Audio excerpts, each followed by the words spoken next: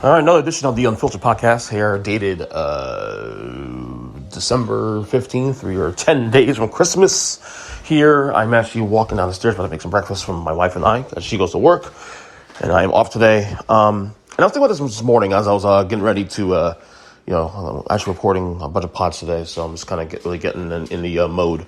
I figured we record a quick little few minutes here, Unfiltered.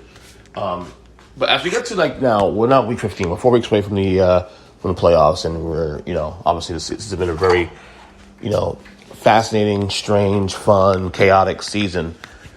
What we've seen now the last few weeks, and it's pretty much now noticeable if you look at the standings. I think we officially have an idea of what teams are what. We have an idea now of how many teams are actual contenders. We have an idea of which teams are kind of middle of the pack, maybe, vying for a wildcard spot or whatever, but still, in the end of the day, not real Super Bowl contenders. And then, of course, we know which teams are just plain bad. To me, you have, let me tell you, my blinds here. You have probably about 6, maybe 7 teams that are, in my opinion, real Super Bowl contenders. The contenders to me, of course, are the Buffaloes, the Philadelphias, the Kansas Cities, who am I missing here? I went dark there. The Cincinnati's, teams of that nature. I'll put Dallas in that conversation because that defense is just really, really good. So I can't ignore Dallas either. Look at my list here, see the teams that have in my rankings. The Niners, obviously, even without Jimmy Garoppolo. And it's funny, I almost want to put Baltimore in there, but Baltimore, of course, with their issues, Lamar being out and stuff, it's hard to really put them there, but the kind of a fringe team.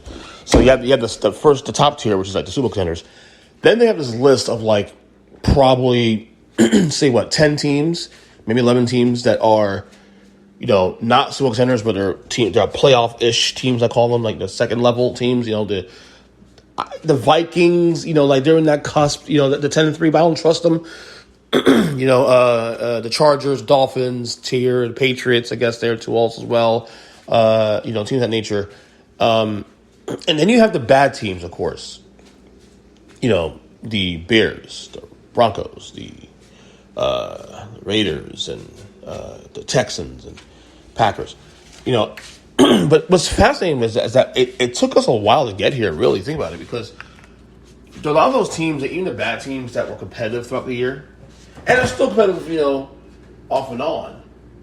But it took us a while to get to this point where we didn't know how to sift through the real contenders, And now we're in a place where I think now, for the first time all season, we have actual concrete tiers of teams that are real contenders to vie for a Super Bowl for the Lombardi Trophy.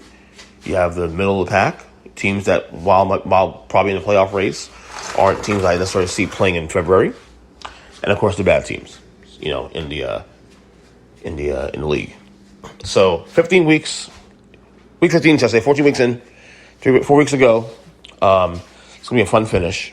Of course, I'm looking forward to that, and check out the Earthshaker podcast also too, as I'm going to be throwing out a couple of pods actually today. I'm just going to put them on at least 2, maybe 3 today. So look out for that. But again, like I said, if you love NFL football, you love parity, this is one of the best years to really, really be engaged. Because even with the contenders too, especially the Super Bowl contenders, who's your favorites? I guess the Eagles have made a case now to be I said last week on the podcast that they put some space between themselves and the rest of the NFC. I think San Francisco's the only team that could beat them, and that only happens if they're at full strength. And obviously, Deebo Samuel's hurt, and Jimmy G and all that stuff, and you still want to see one from Brock Purdy, but they put this themselves. The AFC is a bit of a cluster because Kansas City Buffalo is obviously number 1 seed, but Kansas City's right there, and then Cincinnati owns Kansas City, and then I'm saying so. There's now 3 teams in the AFC I believe that are in that kind of that intermingle,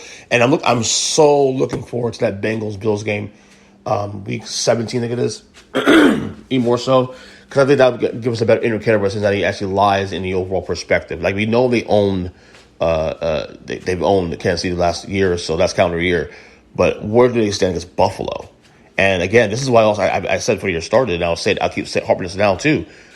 This is why I said that for Buffalo to really truly have a leg up on the conversation for being the Super Bowl favorite in the AFC, at least getting there, I think home field advantage is pretty much required for them to have to really lessen the load, because I think winning games in Buffalo in January is a tough sell for many teams. I don't care if they play in the cold, but the fact of the matter is that, the Buffalo Bills in that home crowd is a big advantage they have.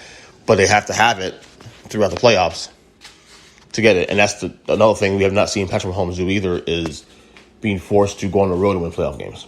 So that'll be a fascinating thing to see if that plays out in January. But anyway, as I said, this podcast, Unfiltered Podcast, check out the rest of the podcast as well too.